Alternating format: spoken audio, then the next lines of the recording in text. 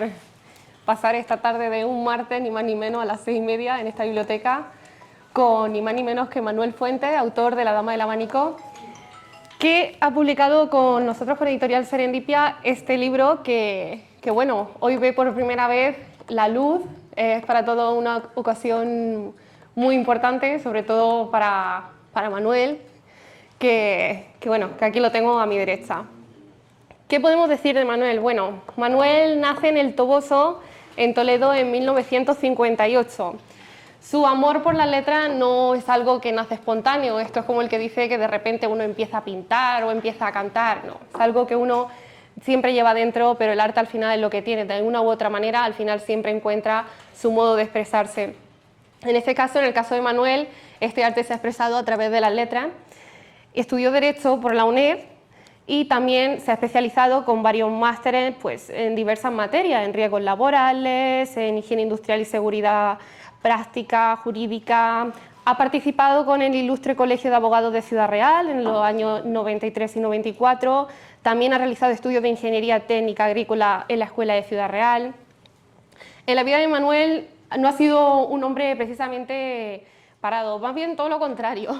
Tiene un currículo bastante extenso, ha sido también funcionario de la Administración General del Estado, ni más ni menos que desde 1982 a 2021. Esos son años, ¿eh? Bueno, también ha trabajado en Ministerio de Justicia y de Interior en Madrid, en organización y seguimiento de proyectos productivos y formativos en centros penitenciarios, ha participado también como docente y también en tribunales de oposición. Como proyectos destacables también a nivel europeo ha participado en el proyecto Eurosocial de 2013 a 2015 destinado a la cohesión social en Iberoamérica, elaborando propuestas de legislación relacionadas con los objetivos de este proyecto, y este proyecto también lo llevó a misiones ni más ni menos que también a Colombia y Chile, donde estamos seguros que ha compartido mucha experiencia. Intervino también como ponente en diversos foros. En 2017 lo hizo como invitado por la Facultad de Derecho de la Universidad de Granada y también en los cursos de verano organizados en su sede desde Melilla. Desde 2017 imparte una conferencia en El Toboso sobre 3 personajes desconocidos y uno casi olvidado. En 2022 también en El Toboso lo hizo sobre el propio Benito Pérez Galdós y El Toboso. Y por supuesto, como no, desde su jubilación no ha podido estar separado porque Manuel es inquieto por naturaleza y también participa en el Lanza Digital y en Mi Ciudad Real hablando de cultura, literatura, historia, viajes, y ahora, cómo no, pues viene a hablarnos un poquito más de su historia. Pues aquí tenemos a Manuel, tuyo es el micrófono, muchísimas gracias por estar hoy con nosotros, por compartir esta historia y estamos deseosos de escucharte.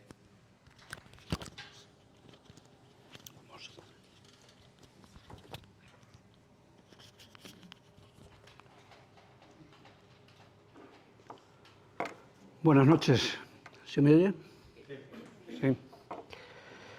Bueno, en primer lugar agradecer a todos los presentes vuestra asistencia a este acto en el que se presenta formalmente mi novela La Dama del Abanico. Agradecimiento que hago extensivo a los medios de comunicación por su difusión y especialmente a miciudadreal.es y a Lanza Digital. Y por supuesto a Serendipia Editorial, representada en este acto por Natalia Marín Navarro, por hacer posible que una ilusión se haya convertido en realidad con esta publicación que ahora presentamos.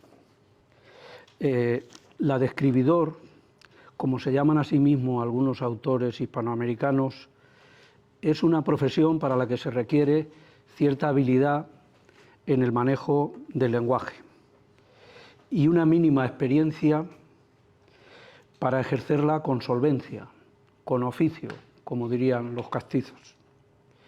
En mi caso, yo soy casi un recién llegado a este mundillo, hace apenas 3 años, que inicié de manera regular y habitual la publicación de mis artículos, primero en miciudadreal.es y después lo extendí a Lanza Digital.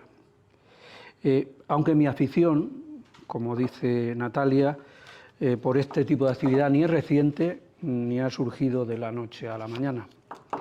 En 1976, cuando yo tenía 17 años, escribí varios artículos en una especie de revista del centro en el que yo estudiaba, donde se publicó, y el primero de esos artículos lo titulé 12 hombres sin piedad. En él, de forma similar a como lo hace un jurado en la obra homónima de este título, digamos, pues un joven profesor propone al resto de compañeros cambiar los métodos de estudios, con la argumentación de que estaba habiendo cambios importantes en nuestro país y que necesitaban actualizarse ese tipo de métodos antiguos que ellos tenían, realmente debidos a los años apasionantes pero difíciles del inicio de la transición. Aquí el artículo causó revuelo en el profesorado, en la dirección del centro y en la jefatura de estudios. Se convocó de inmediato a todos los profesores y después citaron a los osados alumnos que habíamos intervenido en aquella publicación un tanto osada por nuestra parte. Al final, más por temor que por convencimiento, por temor a ser señalados como anticuados, que por convencimiento propio, el claustro de profesores decidió aplicar algunas de las mejores que demandábamos en su periclitado sistema educativo, aunque no estuvieran obligados a hacerlo. Meses después de aquella anecdótica historia, animados por nuestro profesor de Historia, Lengua y Literatura, el cristanense recientemente desaparecido Francisco Escribano Sánchez Alarcos, participamos en un concurso literario organizado por todos los institutos de bachillerato y centros de formación profesional que había en la ciudad de Tomelloso en aquel tiempo. Para mi sorpresa, se consiguió el segundo premio, el accésit, como lo llamaban entonces, lo que estimuló mi interés por seguir escribiendo. Pero aquella afición temprana se fue diluyendo poco a poco, ya que las oposiciones y el inicio en el mundo laboral, mi formación universitaria y de manera especial aquellas emociones y vivencias propias de la juventud parecían estar esperándome. Aunque yo seguí leyendo de manera intensa pero intermitente algunas de las obras literarias que me interesaban, fueran más antiguas o más recientes. De esa forma me conformaba con aquello que decía Borges: uno no es por lo que escribe, sino por lo que lee. Pasaron más de 25 años de aquel primer artículo publicado, cuando a principios de los 2000, con un ordenador de segunda mano, empecé a escribir microrrelatos. Algunos de ellos los envié a un programa de radio en el que el escritor y periodista valenciano Juan José Millas diseccionaba la calidad literaria de los que recibía con la precisión y profesionalidad que lo caracteriza. En ese tiempo comencé a escribir varios relatos con la idea de que se pudieran convertir en novela breve o algo parecido en algún momento. Pero como en ocasiones anteriores, todos quedaron inconclusos, porque a partir de entonces me tuve que dedicar a otras cosas más urgentes, principalmente personales, que me impidieron hacer lo que era importante. En ese tiempo comencé a publicar algunos trabajos en revistas especializadas sobre temas relacionados con el ámbito profesional en el que trabajaba. Me publicaron 2 tomos en formato digital sobre proyectos de colaboración con las instituciones europeas en las que intervine entre 2013 y 2015. Bien, hecha una reseña personal de lo que ha sido mi trayectoria en este mundillo, quería plantear alguna cuestión y responder a ellas de una manera sucinta. ¿Por qué se escribe una novela? Siempre surge esa pregunta. ¿Cuándo se decide o por qué escribirla? Cada autor tiene sus propios objetivos a la hora de escribir una novela, aunque en esto yo soy muy tradicional y me apunto al grupo mayoritario de escritores, el de los que quieren transmitir y comunicar con sus futuros lectores sus sensaciones y emociones a través de estas creaciones. En este caso, mis pretensiones no son ambiciosas, pero hay 3 objetivos que se consideran importantes a la hora de escribir un relato como este, que sí los he tenido en cuenta. El primero es que la narración sea capaz de entretener a quienes la lean. El segundo, que esos lectores perciban de los personajes y del relato que se cuenta la emoción y hasta la pasión que se ha puesto al escribirlo. En ambos casos se cumpliría aquella reflexión del escritor argentino Jorge Luis Borges, que decía: un escritor debería ser juzgado por el placer que da y por las emociones que provoca.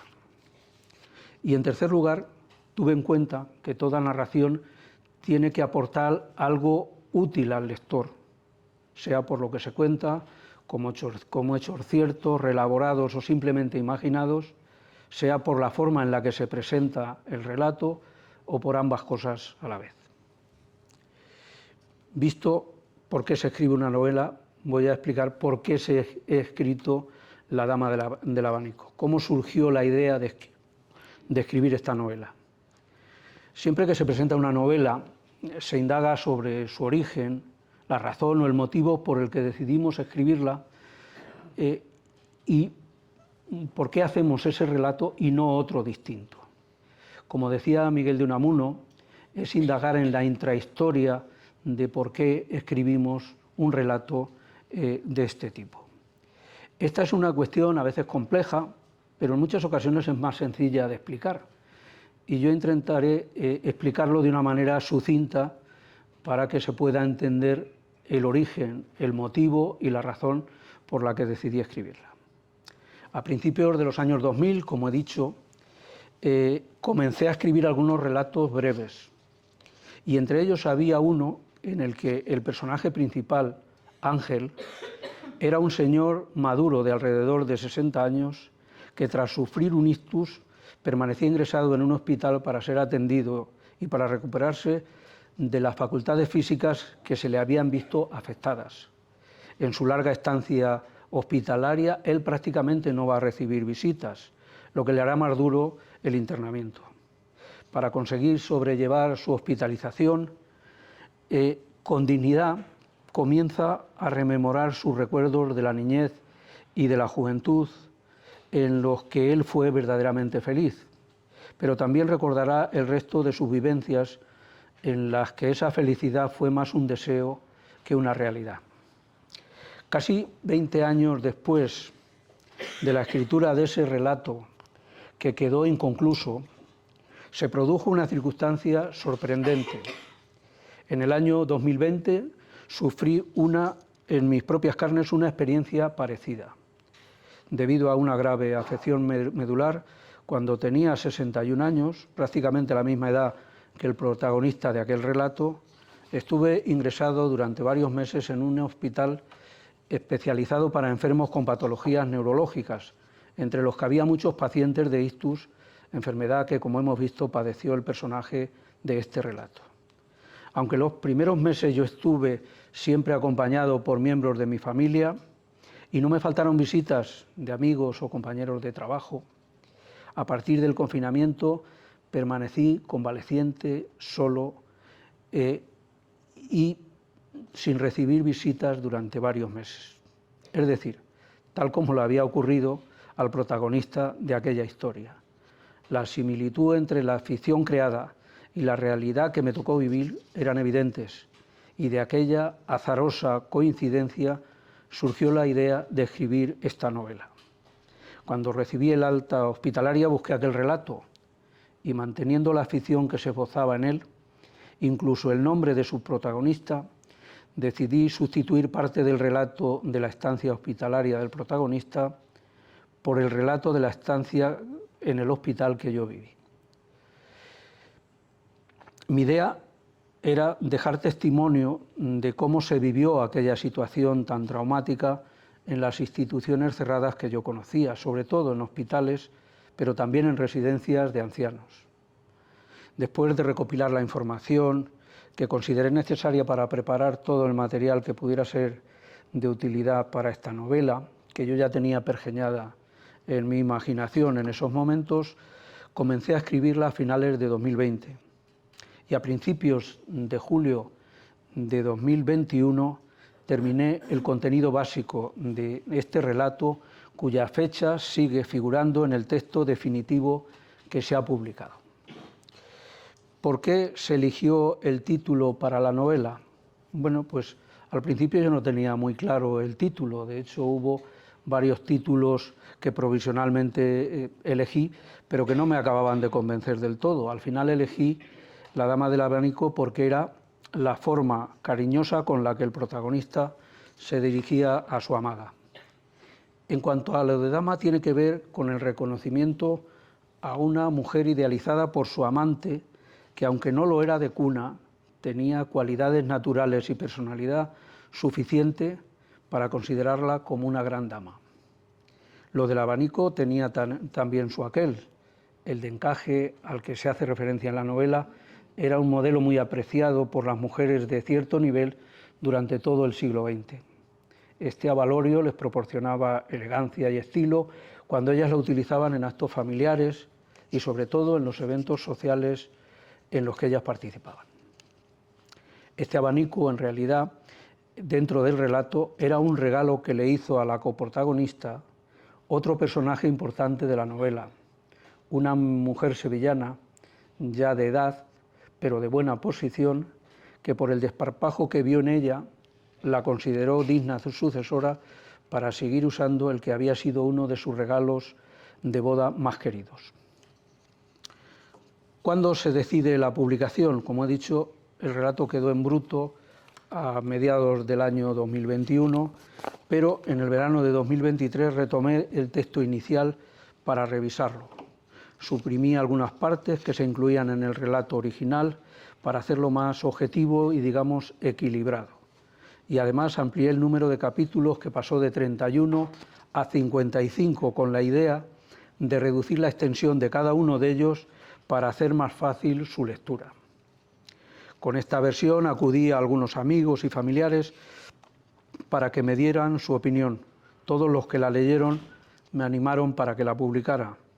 Después de escribirla en los registros oficiales, me puse en contacto con varias editoriales, tanto para la edición tradicional como para autoedición, y a todas ellas les resultó atractivo su contenido. De hecho, todas me pidieron que la publicara. Según comentó la editora, predecesora de Natalia, Serendipia Editorial la eligió entre varios proyectos que habían recibido para incluirla en el catálogo de publicaciones previsto para 2024. Por cuestiones de agenda de la propia editorial, me ofrecieron publicarla después del verano. Acepté su propuesta y decidí editarla con ellos. Después de revisarla, maquetarla y de la elección de la portada, se procedió a imprimirla, publicarla y en este acto a presentarla formalmente. Pero, ¿de qué trata la novela? Para quien no conocéis nada o habéis leído alguna nota, La dama del abanico es una obra en la que se entrelazan, a través de las vivencias y los recuerdos de su protagonista, dos épocas convulsas de la historia reciente de nuestro país, la de la conocida como transición democrática y la de la pandemia de coronavirus. Como figura en la sinopsis de la novela, nos cuenta la vida de un joven, Ángel, que se traslada a un barrio humilde de la zona sur de Madrid en un momento excepcional, el de la conocida transición democrática. Allí comparte con sus vecinos las carencias y las necesidades que ellos tienen, pero también las esperanzas de un futuro mejor. En lo personal, se le abre todo un mundo de emociones y sensaciones que le hacen tener unas vivencias ilusionantes que hasta entonces eran desconocidas para él. Se enamora de una dama que le aportará experiencias únicas e inolvidables, pero una tragedia inesperada que conmocionará al barrio lo cambiará todo. 40 años después, Ángel está ingresado en un hospital de Madrid por una grave afección medular, cuando se declara la pandemia por el COVID. Durante el confinamiento posterior, trata de vivir y de actualizar sus ya lejanas vivencias de juventud con la idea de poder reconciliarse consigo mismo. Vayamos un poco a la forma de la novela. ¿Cómo está escrita? Pues en principio es una novela realista que consta de un prólogo, 55 capítulos y un epílogo final, en el que se desarrolla esta historia de vivencias, recuerdos y sentimientos del protagonista. En el inicio del texto aparecen unos párrafos que se corresponden con un capítulo de mitad de la novela. Este comienzo del relato es lo que se conoce técnicamente como in medias res, es decir, en vez de comenzar por el inicio de la narración, se empieza por una parte intermedia para adelantar, anunciar aspectos fundamentales al lector de la novela que se desarrollarán posteriormente y que de alguna manera tenga una visión más panorámica de la novela. Esta novela se presenta en dos espacios temporales, en dos ambientes, digamos, muy diferentes que se irán alternando a lo largo de toda la narración. El primero se desarrolla principalmente en un barrio anónimo de la zona sur de Madrid entre 1978 y 1980, ambos inclusive, en el que el protagonista nos sumerge en sus vivencias y emociones de juventud. Y en el segundo se cuentan principalmente las vicisitudes de su estancia hospitalaria durante los 7 primeros meses del año 2020, ya en su edad madura. Por estos espacios temporales, además del protagonista con sus recuerdos, van a transitar muchos de los personajes que aparecen en este relato. Pero ambos escenarios de alguna manera acabarán confluyendo y fusionándose con el desenlace final de la novela. ¿Qué otros temas se tratan en la novela?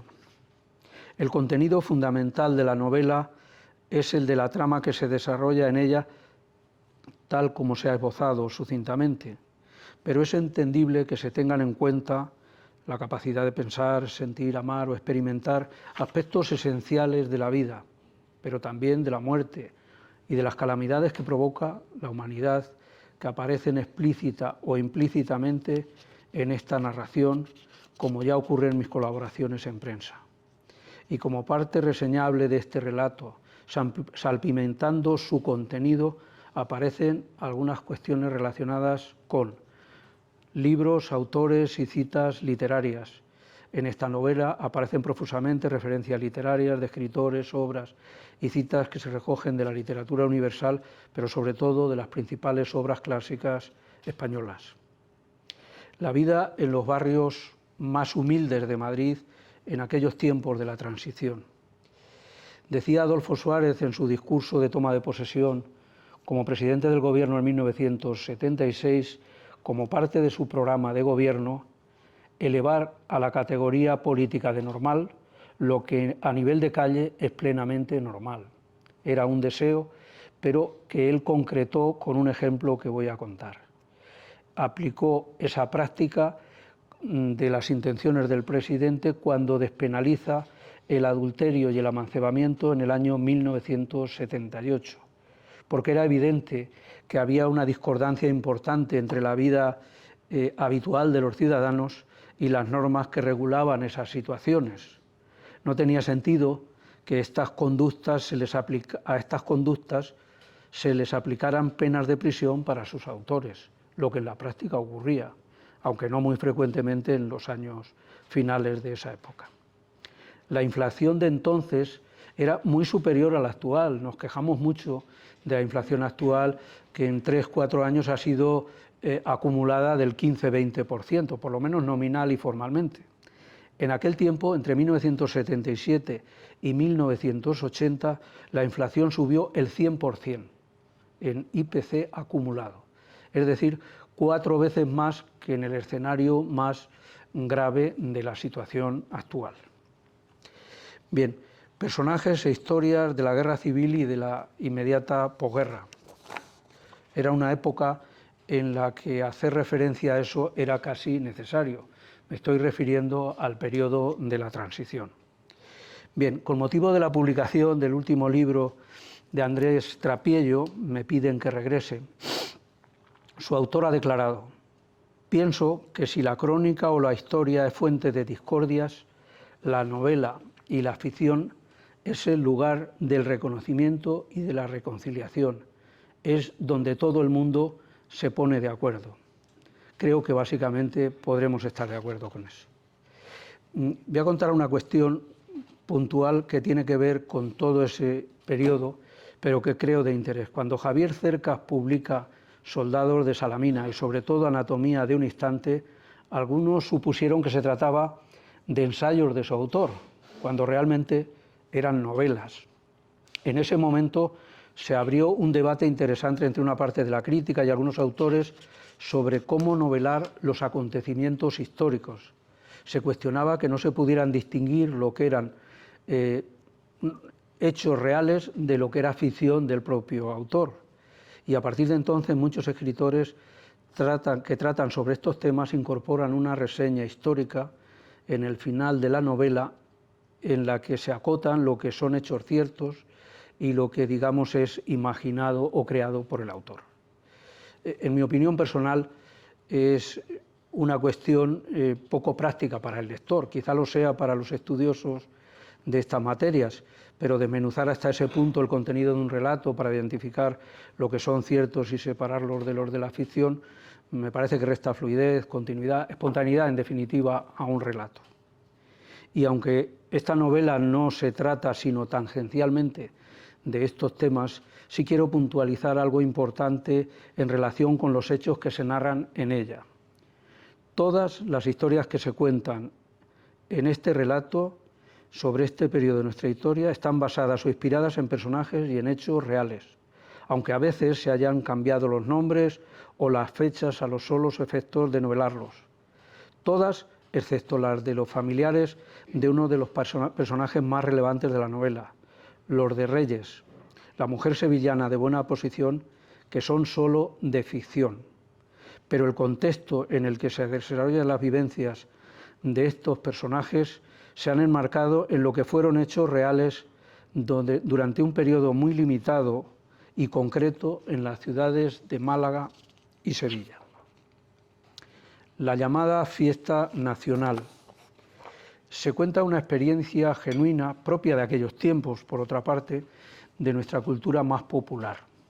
El protagonista le organiza y ofrece a su amada una memorable tarde de toros en la Plaza de las Ventas de Madrid, fiesta de la que ella era una gran aficionada. En cuanto a bibliotecas y club de lectura, muchas actividades culturales tienen como gran valedora en este relato a la coprotagonista de la novela, que se dedica con afición y verdadera pasión a todo este tipo de manifestaciones culturales. En cuanto a los hospitales y residencias de ancianos durante la pandemia, creo que un repaso general a la novela dará detalle de todo lo que se pudiera decir sobre ese tema y que creo ocioso comentarlo ahora. Los personajes a veces son reales, en ocasiones están inspirados o basados en personas o personajes conocidos, pero la mayoría de las veces han sido creados ex professo para este relato. Luego, la mancha en la novela. En ella aparecen personajes genuinamente manchegos y se hace referencia a muchos lugares de nuestra tierra.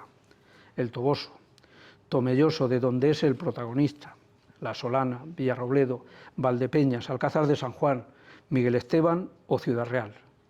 Y se hace referencia también a otros pueblos de la provincia de Toledo, como Santa Olalla, Torrijos o Talavera de la Reina, o Agüete, en la provincia de Cuenca.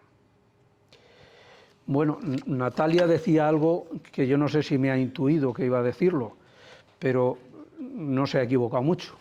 Estoy en un nuevo proyecto, porque, y tengo prisa por abordarlo, está claro, aunque voy a comentar. Cuando se van cumpliendo años, el tiempo apremia si queremos terminar proyectos que hayamos iniciado recientemente o que vayamos a iniciar ahora. Desde mediados de 2022 estoy con un nuevo relato muy diferente a este, aunque ahora lo tengo aparcado por cuestiones de lo que es la presentación de esta novela y por otras cuestiones personales que también me ocupan mi tiempo. Pero si se materializase definitivamente, me gustaría que fuera mi segunda novela y que se publicara a partir del próximo año 2025. Puede ser en el 2026 o cuando se pueda. Su título es Mayra y está basada como La Dama del Abanico en un relato breve e inacabado que inicié a principios de los años 2000. En ella se nos cuenta la historia de una joven avecindada en Madrid, de buena posición, cuyo estereotipo personal oscila entre lo bohemio y lo convencional, hija de inglés y española, ambos médicos y residentes en Barcelona. En un momento determinado, sin que hubiera indicios que lo hicieran sospechar, ella desaparece de su entorno sin dejar rastro. Según avanzan las investigaciones para determinar su paradero, se nos va mostrando a un personaje polifacético del que se van desprendiendo capas como de una cebolla o las de las populares muñecas rusas, las conocidas matroscas.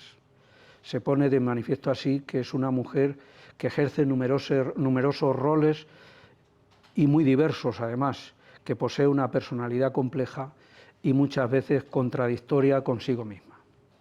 Bueno, este proyecto está ahí, lo retomaré cuando pueda y espero que pueda ser desarrollado próximamente. Y despedida, ahora solo me queda ofrecer lo que es el fruto del tiempo que le he dedicado a esta obra, de mi saber y entender, de la imaginación que he puesto en ella. Debo decir que la he disfrutado mientras la escribía y que he tenido una sensación de libertad plena, tanto al concebirla como a la hora de elaborarla. Y espero que a quienes así lo decidan la puedan disfrutar también. Quisiera despedirme con una frase sugerente que llamó mi atención cuando hace años iniciaba mi paseo matinal por la Vía Verde aquí en Ciudad Real.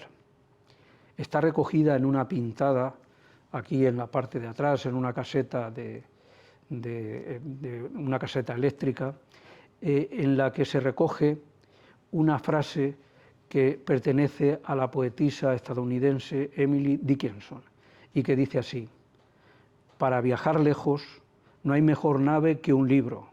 Pues eso, buen viaje.